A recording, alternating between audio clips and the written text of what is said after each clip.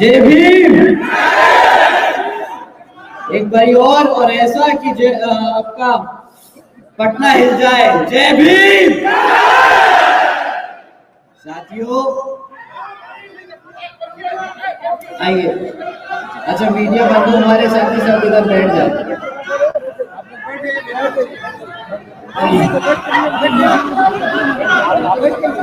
कोई बात नहीं, बैठिए, आराम से बैठिए जी।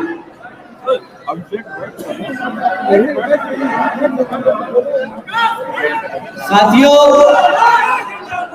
आज आप सबने अपने दिल से जो आज मुझे यहाँ पे बुलाकर इतनी खुशी से स्वागत किया है, इसके लिए मैं आप सभी का तहे दिल से धन्यवाद करता हूँ।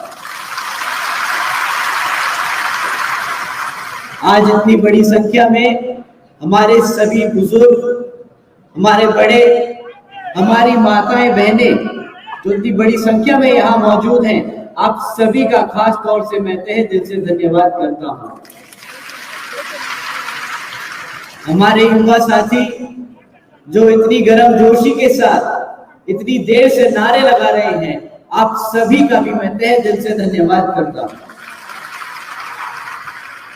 यहाँ मंच पे विराजमान सभी पार्टी के पदाधिकारी और कार्यकर्तागण, आप सभी का भी मैं तहे दिल से धन्यवाद करता हूँ। साथियों सबसे पहले मैं अपने सभी संतों, गुरुओं व महापुरुषों में से खासकर महात्मा ज्योतिबा फुले, छत्रपति शाहू जी महाराज, नारायणा गुरु, पेरियार रामास्वामी जी, बाबा साहब डॉक्टर भीमराव अंबेडकर जी एवं मान्यवर साहब श्री काशीराम जी को नमन करता हूं। मान्यवर साहब श्री काशीराम जी की एकमात्र उत्तराधिकारी आदरणीय बहन कुमारी मायावती जी को भी तहे दिल से नमन करता हूं। उत्तर प्रदेश की 4 बार मुख्यमंत्री, लोकसभा व राज्यसभा की कई बार सदस्य रही आदरणीय बहन कुमारी मायावती जी, राज्यसभा की कई बार सदस्य रही आदरणीय बहन कुमारी मायावती जी, जिन्होंने सभी SC, ST, OBC एवं अल्पसंख्यक समाज के साथ साथ सर्व समाज में से गरीब और कमजोरों के लिए अपना पूरा जीवन समर्पित किया है।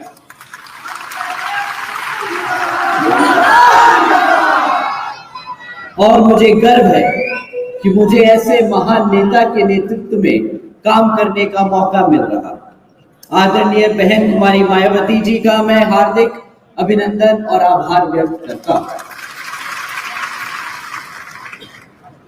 अभी कुछ समय पहले किसी ने बोला आपने मौन व्रत धारण कर रखा है और बोला कि आकाश जी बिहार में तब आए हैं जब इलेक्शन आने वाले हैं। और हमारे प्रभारी जी ने बताया कि आकाश को आने की जरूरत नहीं है जब वो सब यहाँ बैठे हैं। तो मुझे पूरा भरोसा है कि हमारी स्टेट कमेटी के साथ साथ हमारे कार्यकर्तागण बिहार अकेले ही संभाल सकते हैं, सेंटर को नहीं आने की जरूरत पड़ेगी।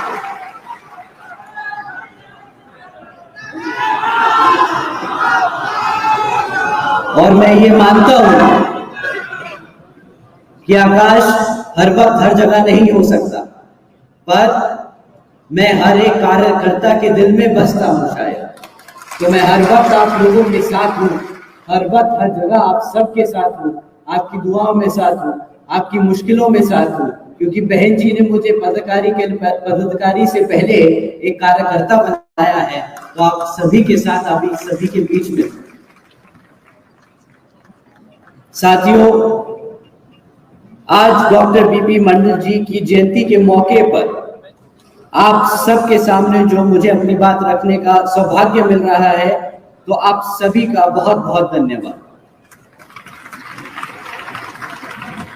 डॉक्टर बीपी मंडल जी की रिपोर्ट की वजह से और मान्यवर साहब एवं बहन जी के संघर्षों की बदौलत आज हमारे ओबीसी समाज को 27% रिजर्वेशन एजुकेशन और गवर्नमेंट सर्विसेज में मिला है।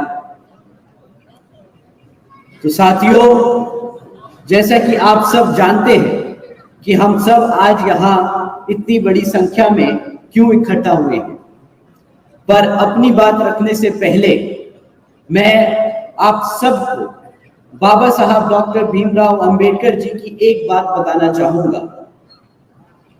जब बाबा साहब ने भारत का संविधान लिखा था, तब वे एक समता मूलक समाज की स्थापना करना चाहते थे और बाबा साहब ने लोकतंत्र की कुछ इस तरह व्याख्या की थी: a form and a method of government whereby revolutionary changes in the economic and social life of people are brought about without bloodshed.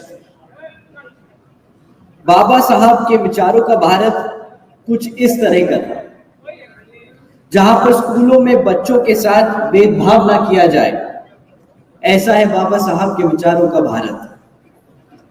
जहां पर महिलाओं पर अत्याचार ना हो, ऐसा है बाबा साहब के विचारों का भारत।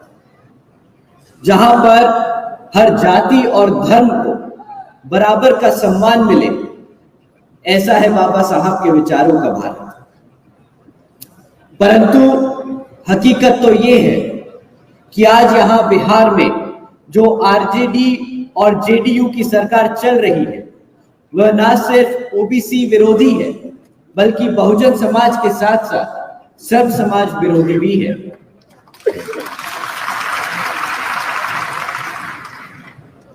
बिहार में पिछले 33 वर्षों से ये दो पिछड़े समाज के नेता बिहार में सरकार चला रहे हैं, परंतु बिहार में पिछड़े अति पिछड़ों की हालत आज भी वैसी ही है जैसे पिछले 33 साल पहले थी। ना तो ओबीसी समाज को आज तक सुरक्षा दे पाए ये सब, ना तो ओबीसी समाज को आज तक शिक्षा दे पाए ये लोग, और ना तो ओबीसी समाज को आज तक रोजगार दे पाए ये लोग। आज भी बिहार के छात्रों को बाहर के प्रांतों में जाकर अपनी शिक्षा पूरी करनी पड़ती है। बहुत से पिछड़े समाज के लोग तो पढ़ाई करना ही छोड़ देते, पढ़ने ही नहीं दिया जाता इन सबको, तो फिर बेचारे मजबूरी में मजदूरी करनी पड़ती है। बिहार की सरकार ने पिछले 33 साल में आज तक यहाँ पर कोई भी रोजगार के मौके हमारे पिछड़े अति पिछड़ों को नहीं उपलब्ध कराए। आज भी हमारे यहाँ से बिहार के लोग प्रदेश छोड़कर बाहर जाकर अकेले रहकर मेहनत कर अपना पेट पालते हैं और अपने परिवारों का पेट पालते हैं। यहाँ की दोनों सरकारों ने पिछले 33 साल में सिर्फ कुछ ही एरियाज में उपलब्धि पाई, जैसे कि बिहार को भारत में तीसरे नंबर पे लाके खड़ा कर दिया इन दोनों ने बेरोजगारी के मामले में। आज बिहार में लगभग 17% दलित और 36% अति पिछड़े लोग के समाज के लोग रहते हैं। आज बिहार को भारत में दूसरे नंबर पे लाके खड़ा कर दिया इन लोगों ने, जहां पर SC ST OBC समाज के साथ साथ पिछड़े समाज पर अत्याचारों के केस दर्ज किए जाते हैं। तो साथियों, जो मुख्यमंत्री हमारे समाज को सुरक्षा और रोजगार ना दे पाए, मैं आप सब से पूछता हूं, क्या उसे गद्दी पे बैठने का हक है? इतनी तेज आवाज नहीं आई है, इतनी तेज है कि वो बैठी कुर्सी से गिर जाए। क्या उन्हें मुख्यमंत्री की गद्दी पे बैठने का हक है? आज आप सब ने बता दिया कि आने वाले विधानसभा चुनावों में कि किसकी सरकार बनने जा रही है। आप सबकी मेहनत जरूर रंग लाएगी साथियों।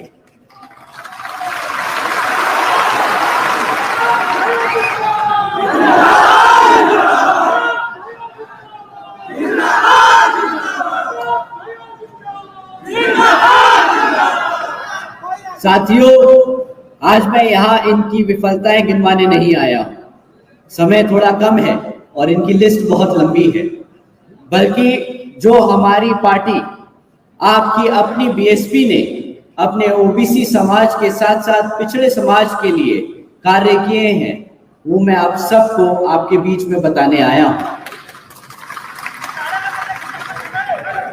साथियों, आदरणीय बहन जी ने अपनी 4 बार की शासनकाल में अपने दलित समाज और अपने ओबीसी व अल्पसंख्यक समाज के लिए अनेकों काम किए। आदरणीय बहन जी ने गरीबों की गरीब रेखा से नीचे जीवन व्यापन करने वाले पिछड़े व अति पिछड़े समाज के वर्गों के लोगों के लिए स्वास्थ्य बीमा योजना चालू की थी। आज यूपी में मनुवादी सोच रखने वाले जो लोग सरकारें चला रहे हैं, हमारे पिछड़े समाज के लिए ये व्यवस्था बंद कर चुके। यहाँ पे बिहार में आज तक हमारे पिछड़े समाज से ही रहते हैं मुख्यमंत्री, बट आज तक उन्होंने हमारे समाज के लिए ऐसा कोई कार्य नहीं किया। आदरणीय बहन जी ने अपने शासनकाल में 12,500 करोड़ की लागत से हमारे SC, ST, OBC व अति पिछड़े समाज के 3,50,000 से ज्यादा परिवारों को महामाया आवास योजना के तहत अपना खुद का घर दिया। साथ ही साथ आदरणीय बहन जी ने पिछड़े वर्गों के भूमिहीन परिवारों के लिए 36,802 हेक्टेयर कृषि भूमि पर पट्टा आवंटित किया, जिससे हमारे पिछड़े व अति पिछड़े समाज के लोगों को के परिवारों को अति फायदा हुआ। आदरणीय बहन जी ने हमारे सभी संतों, गुरुओं और महापुरुषों के सम्मान में कई जिले और यूनिवर्सिटीज के नाम रखे, जैसे Gautam Buddha university, Ambedkar university, Chhatrapati Shahuji Maharaj university, Mahatma Jyotiba Phule नगर, महामाया नगर, संत कबीर नगर। और ये सब नाम बहन जी ने इसलिए रखे ताकि हमारी आने वाली पीढ़ी अपने संतों और गुरुओं के साथ साथ महापुरुषों के कभी ना भूले।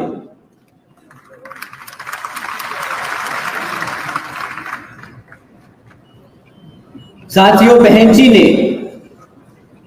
अति पिछड़े बुंदेलखंड क्षेत्र में बाबा साहब doctor Bhimrao Ambedkar medical college और झांसी में मान्यवर श्री काशीराम जी पैरा मेडिकल ट्रेनिंग कॉलेज की स्थापना की। इसमें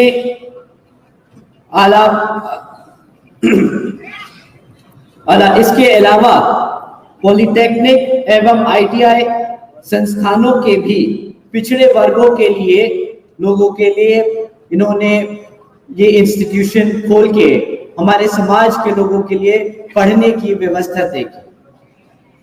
अन्य पिछड़े वर्गों के 8वीं कक्षा तक के स्टूडेंट्स के लिए निःशुल्क पुस्तकों की सुविधा प्रदान की। प्रदेश के व्यावसायिक technical institutions, engineering colleges, polytechnic एवं इंडस्ट्रियल ट्रेनिंग इंस्टीट्यूट्स में अन्य पिछड़े वर्गों के लिए 27% सीटों की आरक्षण तय की। कृषि एवं संबंधित कार्यों में मिनिमम वेजेस को 55 रुपए से बढ़ाकर 100 रुपए प्रतिदिन बहन जी ने तय की।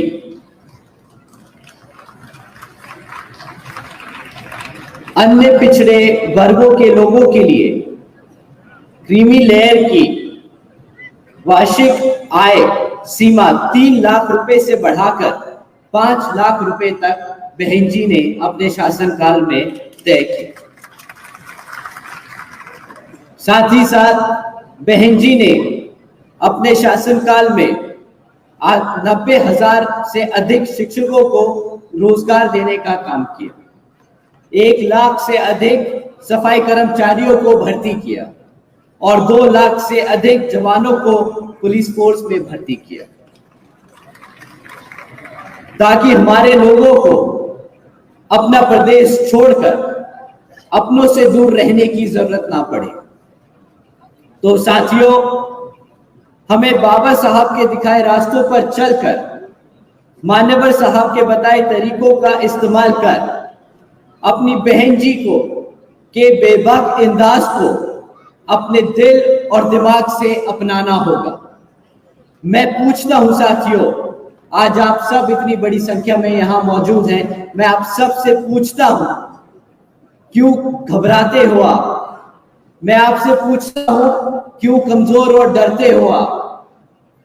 जब आपके सर पर उस शेरनी का हाथ है तो क्यों कमजोर महसूस करते हो आप?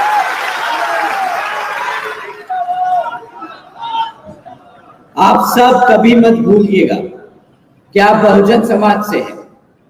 आप कभी ना झुकना, कभी ना रुकना, अपनी जिंदगी को अपनी शर्तों पे जीने वाले हो आप सब।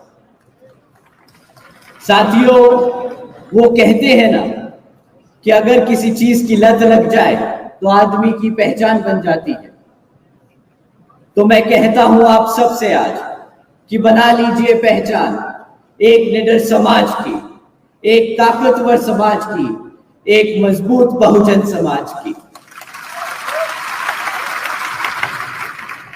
तो साथियों, समय आ गया है कि हम सब एकजुट होकर समाज के हर एक व्यक्ति को बसपा से जोड़कर बता दे कि हम आ रहे हैं, हम आ रहे हैं हर उस चीज के लिए जो इस संविधान में हमारे समाज के लिए हमारे गुरु देकर गए हैं, बाबा साहब डॉक्टर भीमराव अंबेडकर जी।